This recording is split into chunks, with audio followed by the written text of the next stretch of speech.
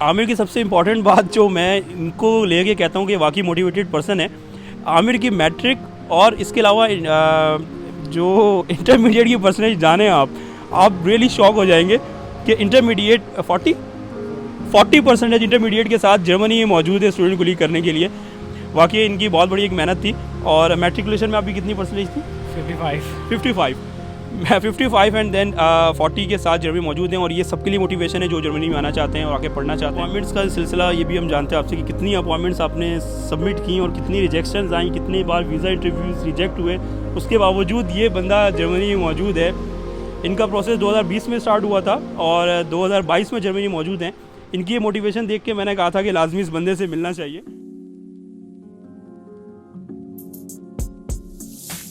Hello friends, کچھ عرصے پہلے اپنے گروپ میں ایک پوسٹ دیکھی تھی. وہ یہ بھائی ہمارے ساتھ موجود ہیں. اس پوسٹ کو میں ساتھ میں اٹیچ کر دیتا ہوں تاکہ آپ کی بیٹر انڈرسٹینڈنگ کے لیے. یہ وہ بھائی ہیں جنہوں نے ایک پوسٹ کی تھی اور میں نے اس کے نیچے کمنٹ کر دیا تھا کہ جرمنی پہنچنے سے پہلے یا جرمنی پہنچنے کے بعد مجھ سے کانٹیکٹ کرنا، تو اگر لائف رہی تو آپ سے لازمی ملاقات ہوگی. تو اتفاق سے ان سے ملاقات ہو گئی ہے اور ملاقات ہونے کے جو معاملات ہیں وہ کافی ڈسٹرب سے رہے تھے. لیکن خیر آج یہ عامر ہمارے ساتھ موجود ہیں اور عامر سے ہم جانیں گے ان کا پورا سفر اور کیا مشکلات انہوں نے فیس کی ہیں. بیسیکلی عامر کے بارے میں بتاتا ہوں میں. عامر آئے اسٹوڈنٹ کو لیگ کے اوپر اور کافی ٹائم سے گروپ میں میسیجز آ رہے ہیں اور اس کے علاوہ کمنٹس اسٹوڈنٹس کر رہے ہیں کہ اسٹوڈنٹ کو لیگ کے بارے میں انفارمیشن دیں. تو ہی از ہیئر ود می. سو آج ہم ان سے جانتے ہیں ان کی آپ بیتی، تاکہ آپ اسٹوڈنٹ سارے جو ہیں وہ پریپیئر ہو سکے کہ کیا معاملات رہے ہیں. پہلے اپنا تعارف کروائیں. السلام علیکم، میں عامر. میں نے انٹر کیا تھا 2019 میں. پروسیس میں نے اسٹارٹ کیا تھا 2020 میں جنوری میں. اپوائنٹمنٹس کا سب کو ہی پتہ ہے کہ کیا سین ہوتا ہے. میں نے لینگویج یہاں آگے کرنی تھی، کووڈ آ گیا. دین میں نے پھر اسٹارٹ کر دی لینگویج اپنی وہاں پہ ہی. A1 کیا. میں نے سوچا چلو A2 وہاں جا کے کروں گا. اپوائنٹمنٹ نہیں ہے. A2 اسٹارٹ کر دیا، B1 کر دیا، B2 ہو گیا، C1 ہو گیا. اپوائنٹمنٹ نہیں آئی. دین میں نے کہا اچھا لینگویج پہ جانے کا فائدہ نہیں ہے، اب اسٹوڈنٹ لیگ پہ چلتے ہیں. تو اسٹوڈنٹ لیگ پہ پھر میں نے اپلائی وغیرہ کیا. اسٹوڈنٹ لیگ کا لیٹر آ کے 2 یونیورسٹی سے. تو یا اسٹوڈنٹ کو لیگ کے بارے میں بات کریں. اسٹوڈنٹ کو لیگ نارملی 1 سال کا ہوتا ہے یہاں پہ، ٹھیک ہے. 2 سیمسٹر ہوتے ہیں. 2 سیمسٹر ہوتے ہیں. فاؤنڈیشن ایئر ہوتا ہے. آپ نے یہاں کے فاؤنڈیشن ایئر کرنا ہے، ٹھیک ہے. اس کے بعد پھر آپ یونیورسٹی میں اپلائی کرتے ہو. ہاں نئے سرے سے، کیونکہ جو آپ پرانا کنڈیشن لیٹر لے کے آئی ہوتی ہے وہ ایکسپائر ہو چکا ہوتا ہے. ہاں اس کی ایک بیسیکلی کنڈیشن ہوتی ہے. آپ ڈائریکٹ کسی یونیورسٹی میں اپلائی کرتے ہو، وہ کہتی ہے اچھا آپ کے پاس لیٹر ہم آپ کو دے رہے ہیں، لیکن یہ کنڈیشن ہے اس کی، آپ نے نا یہ اسٹرانگلی کرنا ہے، یہ اپنے فاؤنڈیشن ایئر کرنا ہے. کیونکہ پاکستان میں ہوتا ہے کہ ہم 12 ایئر ایجوکیشن ہوتی ہے، لیکن یہاں پہ 13 ایئر ہے. تو ہمیں بیچلر کتنے سال کا ہے یہاں پہ؟ 3 سال ڈیپینڈ کرتا ہے. 3 سال کا ہے، 3.5 سال کا ہے. ہاں ایگزیکٹلی. اس وجہ سے آپ کو اس طرح سے پاکستان میں ہمیں سیکنڈ ایئر کرنے کے بعد 4 سال کا بیچلر کرنا ہوتا ہے. یہاں آپ کو سیکنڈ ایئر جو آپ کا یہاں جرمنی کے حساب سے، اور اس وجہ سے آپ کو 3 سال کا بیچلر کرنا ہوتا ہے، 3.5 سال کا ہوتا ہے. تو اس وجہ سے اسٹوڈنٹ کو لیگ کرنا پڑتا ہے جو پاکستان سے 12 ایئر کی ایجوکیشن لے کے آ رہے ہوتے ہیں.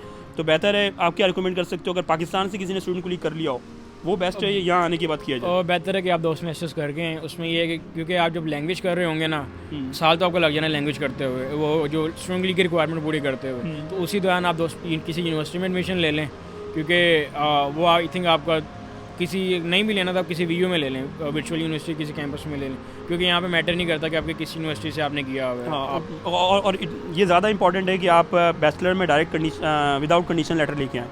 ہاں وہ زیادہ سیوٹیبل رہتا ہے. آپ ڈائریکٹ آتے ساتھ اپنے اسٹڈی اسٹارٹ کر سکتے ہیں، کیونکہ جب آپ جرمن لینگویج کر ہی رہے ہوتے ہیں پاکستان سے تو ساتھ میں اسٹوڈنٹ کو لیگ کر سکتے ہیں. اسٹوڈنٹ کو لیگ وہاں سے کرنے کا فائدہ یہ بھی ہوتا ہے کہ آپ یہاں آ کے انگلش شارٹ پروگرام میں ایڈمیشنس لے سکتے ہیں بیچلر میں، کیونکہ اسٹوڈنٹ کو لیگ یہاں جرمن لینگویج میں ہوتا ہے.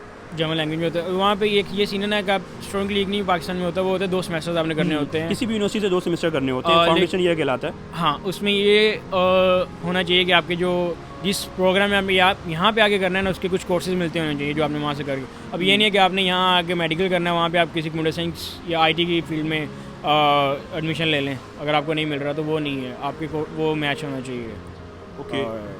تو ان کے جو کتنی اپوائنٹمنٹس ریجیکٹ ہوئی ہیں اور کس طرح سے ان کا پروسیس ہوا ہے، اور کتنی اپوائنٹمنٹس کے بعد اسلام آباد کے اندر جو ذلیل و خوار ہوئے ہیں یہ، اور پھر اس کے بعد جرمنی پہنچے، یہ ایک سفر بھی جانتے ہیں ان سے.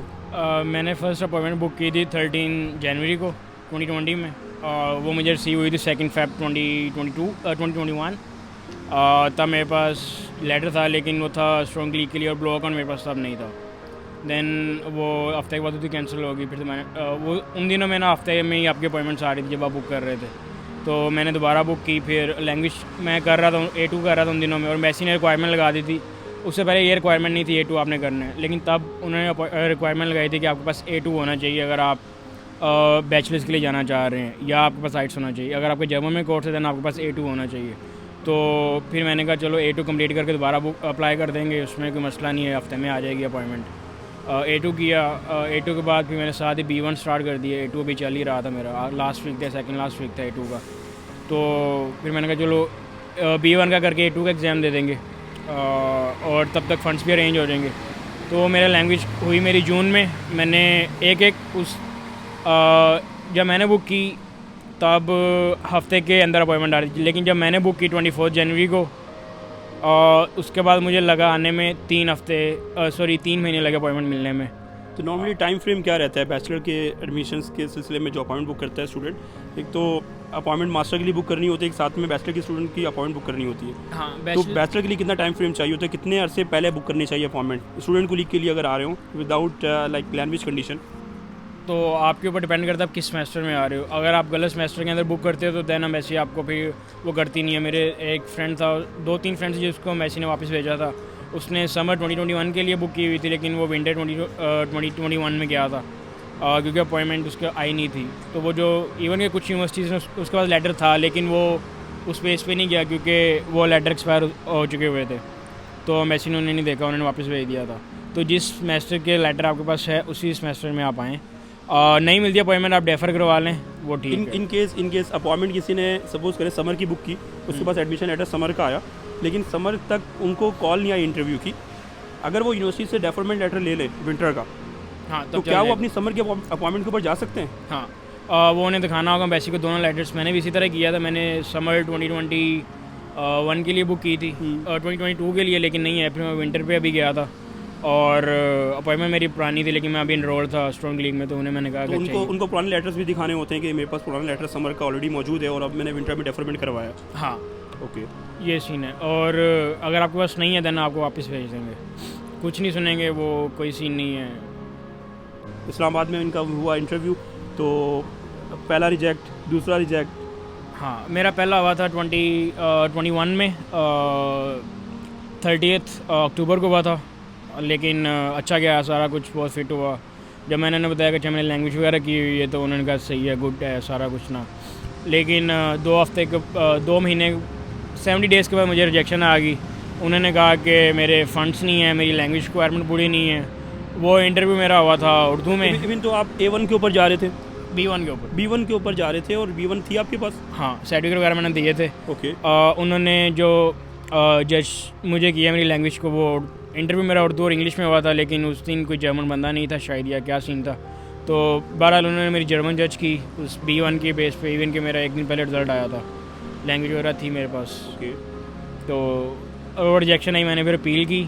اسی دن ہی میں نے اپوائنٹمنٹ بک کر دی نیکسٹ سمیسٹر کے لیے, اور ساتھ ہی میں نے پھر نا اپیل کر دی اپوائنٹمنٹ کے لیے 21 دسمبر کو. 10 دسمبر 2021 کو مجھے ریجیکشن آئی تھی. تو پھر اپیل کرنے کے بعد کتنے ٹائم کے بعد دوبارہ آپ کی اپوائنٹمنٹ آئی؟ اپوائنٹمنٹ نہیں آئی, کیونکہ بیسی نے اپنا نا سسٹم اپڈیٹ کر دیا تھا 20 اپریل میں. پہلے جو اسٹرانگ لیگ کی کوئی وہ نہیں تھی کیٹیگری, انہوں نے 4 اپریل کو انہوں نے نا ایک کیٹیگری وہ کر دی انٹروڈیوس کہ آپ جو اسٹرانگ لیگ والے ہیں وہ اس کیٹیگری میں, لینگویج اسٹرانگ لیگ والے اس کیٹیگری میں بک کریں گے. اوکے, یہ سین تھا. اور اس کے اندر بھی ایک یہ مسئلہ آتا ہے اسٹوڈنٹس کو نا, جو اسٹرانگ لیگ ہے نا وہ آپ کا سمیسٹر ہوتا ہے, لیکن جب آپ لینگویج پہ آتے ہیں نا, ایون کہ آپ کے پاس لیٹر ہے, انکنڈیشنل لیٹر ہے اس کا, کنڈیشنل لیٹر ہے اس کا یونیورسٹی کا, کسی ہوکشولے کا اسٹرانگ لیگ کے لیے, لیکن اسٹوڈنٹس جو ہوتے ہیں وہ بک کرتے ہیں سمر سمیسٹر یا ونٹر سمیسٹر. اس کے اوپر ان کی ویب سائٹ پہ کلیئرلی لکھا ہوا ہے کہ اگر آپ نے لینگویج کے لیے آنا ہے دین کوئی کنڈیشن ہے آپ کی, لائک لینگویج ہے, پھر اسٹرانگ لیگ ہے, پھر آپ کا بیچلر, تو آپ نے یہ کیٹیگری بک کرنی ہے لینگویج فور رائٹنگ والی, جو آپ کی ریکوائرمنٹ وہ فل ہوگی. اس سے پہلے اگر آپ کا لینگویج ہے تو آپ نے کرنا ہے ادرس, جو سیکنڈ سب کیٹیگری ہوتی ہے لینگویج یا ادرس والی, وداؤٹ ایڈمیشن لیٹر. اوکے, ایک ٹف ٹائم ہے, بہتر ہے, میں ہمیشہ گائڈ کرتا ہوں کہ آپ کے پاس لینگویج ہونی چاہیے. اگر آپ کے پاس لینگویج ہے تو آپ جرمنی میں جرمن ٹاٹ پروگرام میں بیچلر کرنے آ سکتے ہیں. کنڈیشنز لگتی ہیں, کنڈیشن فلفل ہو جاتی ہیں, آپ اسٹوڈنٹ کو لیگ کی کنڈیشن لے کے آ سکتے ہیں. بٹ اٹس بیٹر کہ آپ جو ہے لینگویج جو ہے پاکستان سے کریں. پاکستان میں آپ آلموسٹ اگر B2 تک کی بات کریں, B1 منیمم, تو B2 کا کتنا خرچہ لگ جاتا ہے؟ تقریباً 1,00,000 لگ جاتے ہیں اگر آپ گوئتھر وغیرہ سے کر رہے ہیں. اگر آپ لاہور سے کر رہے ہیں میری شمال ہاؤس سے, اوکے, گوئتھر کا کوئی اور سین ہے, نمل کا بھی کوئی اور سین ہے. اوکے, بٹ اگر آپ جرمنی سے کر رہے ہیں تو آپ کو صرف A1 کے لیے 1.5 سے 1,00,000 1.5 لاکھ روپے دینا پڑتا ہے پاکستانی یہاں پہ, اور اتنے پیسوں میں آپ جرمنی کے پاکستان کے اندر آپ B1 تک پہنچ سکتے ہیں, B2 تک پہنچ سکتے ہیں. زبردست. سو ان کا سفر جرمنی پہنچے, لیکن پہنچنے کے بعد کیا ہوا, ایک وہ اور انٹرسٹنگ فیکٹر کی طرف جاتا ہے. میں نے ان کو صرف گروپ پہ میسیج کیا تھا کہ ہی از ان known to me still, but یہ کہ ہم لوگ 2-3 سال گزار چکے ہیں. تو ان کو میں نے صرف یہ کہا تھا کہ بھائی جرمنی میں کوئی مسئلہ ہو تو آپ مجھ سے کانٹیکٹ کرنا. تو یہ جرمنی پاکستان سے تو فلائی کیا, پاکستان سے فلائی کرتے ہوئے ایک بہت ڈریم سا ہوتا ہے کہ میں جرمنی پہنچ رہا ہوں, اور جرمنی پہنچنے کے بعد جو ایک الگ سینیریو رہتا ہے, ایک الگ دنیا نظر آتی ہے. اور بیچلر یہاں سے کرنے کے فائدے کیا ہیں, اور اگر جیسے میں نارملی ماسٹر کرنے آیا تھا جرمنی میں, تو یہاں بیچلر کرنے کے فائدے کیا ہیں؟ اگر آپ بیچلر کر لیتے ہو تو کیا آپ کو ماسٹر کرنے کی ضرورت پڑتی ہے کہ نہیں پڑتی؟ نہیں ایسے, کیونکہ آپ ساتھ ساتھ ایکسپیرینس لے رہے ہوتے ہو, آپ انٹرنشپس کر رہے ہوتے ہو, آپ بیسیکلی انڈسٹری کو جان رہے ہوتے ہو. اگر آپ 2 سیمسٹر 3 سیمسٹر یہاں سے کر لیتے ہو تو دین آپ کوئی نہ اپنی ریلیونٹ فیلڈ کے اندر بھی جابس ڈھونڈ سکتے ہو. کوئی آپ کو ایون کہ آپ کو یونیورسٹی کے اندر وغیرہ بھی مل جاتی ہے, پروفیسرز وغیرہ دے دیتے ہیں, تو اس سے آپ کو ایکسپیرینس ساتھ ساتھ مل رہا ہوتا ہے. پاکستان میں یہ ہوتا ہے کہ آپ نے نا اگر بیچلرس ڈگری کی ہے تو آپ یا تو انٹرنشپ کرو گے, 1 یا 2 انٹرنشپس کرو گے, اس میں آپ بس جا رہے ہوتے ہو اور کہتے ہو کہ اچھا ٹھیک ہے ٹائم اسپینڈ کرنا ہے, میں نے ڈگری لینی ہے. فائنلی گول ان کا یہ ہوتا ہے یا تو ڈگری کر کے نکلنا ہے یا پھر کوئی گورنمنٹ جاب کرنی ہے. اور جب یہاں سے آپ اسٹوڈنٹ کو بیچلر کر لیتے ہیں آپ, تو اس کا بینیفٹس یہ ہوتے ہیں کہ آپ کو ماسٹر کرنے کی ضرورت نہیں پڑ رہی ہوتی, اور آپ اپنی بیچلر کے بہاف پہ جاب لے سکتے ہیں. زیادہ تر جتنے بھی جرمنز ہیں وہ ماسٹر میں ایڈمیشنز نہیں لیتے, زیادہ تر انٹرنیشنل اسٹوڈنٹس آ کے ایڈمیشن لے رہے ہوتے ہیں کیونکہ ان کو جاب مارکیٹ اسٹرانگ کرنی ہوتی ہے. جب آپ کے پاس جرمن لینگویج ہو اور آپ نے بیچلر یہاں پہ جرمنی سے کیا ہو تو آپ کو ماسٹر کرنے کی ضرورت نہیں پڑتی, اور آپ اسی اپنے بیچلر کی ڈگری کے بہاف پہ ایک ہینڈسم سیلری ارن کر رہے ہوتے ہو جرمنی میں. تو بینگ اس جو ماسٹر کرنے آتے ہیں ان کے لیے بینیفٹ یہ ہوتا ہے کہ ان کا ماسٹر ڈگری یورپ سے ہوتی ہے تو ان کو تھرو آؤٹ یورپ کوئی ایشوز نہیں ہوتے. بٹ بینگ بیچلر جو بیچلر یہاں کے کرتے ہیں اسٹوڈنٹس, اپنے بیچلر کمپلیٹ کرنے کے بعد ان کو ایزیلی جابس مل جاتی ہیں.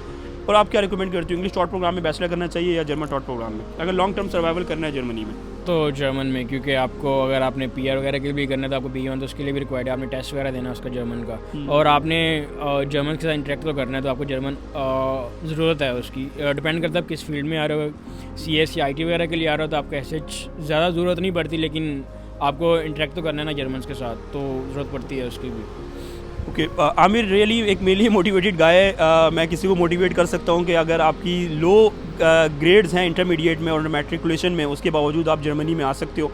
اور ان کو کافی ٹائم لگا. آپ نے پروسیس کب اسٹارٹ کیا؟ جنوری 2020 ہاں 2020 میں اسٹارٹ کیا, اور آج دسمبر 2022 اور 3 سال ہونے والے ہیں, آلموسٹ ہو چکے ہیں, جرمنی میں اب موجود ہوئے ہیں. اور آپ ہمت نہ ہاریں, اور تمام اگر لو CGPA ہے تب بھی اپلائی کریں, یونیورسٹیز شارٹ لسٹ کریں, جو آپ کی یونیورسٹیز آپ کے کرائٹیریا پہ میٹ آؤٹ ہو رہی ہیں ان یونیورسٹیز کو ٹارگیٹ کر کے, ان یونیورسٹیز کو ریچ آؤٹ کر کے ان میں اپلائی کریں, اور ہمت نہ ہاریں. لو CGPA پہ بھی کافی اسٹوڈنٹس آتے ہیں. ایک دفعہ آپ اگر بیچلر کمپلیٹ کر لیتے ہیں تو آپ کی ایک لائف سیٹلمنٹ کے چانسز کافی بڑھ چکے ہوتے ہیں جرمنی میں رہتے ہوئے. اور آپ تھرو آؤٹ یورپ اگر آپ کسی بھی کنٹری میں آتے ہو, خاص طور پر اگر جرمنی بھی آتے ہو, تو اگر آپ کو جرمنی میں جاب نہیں ملتی تو آپ پورے یورپ ٹریول کر سکتے ہو. یہ ایک بینیفٹ ہے, آپ اسی یورپ کے کسی اور کنٹریز میں بھی جا کے جاب کر سکتے ہو. بٹ اگر آپ جاتے ہیں UK, کینیڈا, آسٹریلیا, USA, تو آپ لمیٹیڈ ہو جاتے ہیں اسی کنٹری کی حد تک. تھرو آؤٹ یورپ آپ ہمیں کافی اسٹوڈنٹس ایسے دیکھیں جو جرمنی سے انہوں نے ماسٹر کیا ہے اور جاب برابر میں ناروے, ڈینمارک, بیلجیم میں جا کے جاب کر رہے ہیں, اور جیسی جرمنی واپس ان کو اچھی سیلری جاب ملتی ہے واپس جرمنی آ جاتے ہیں.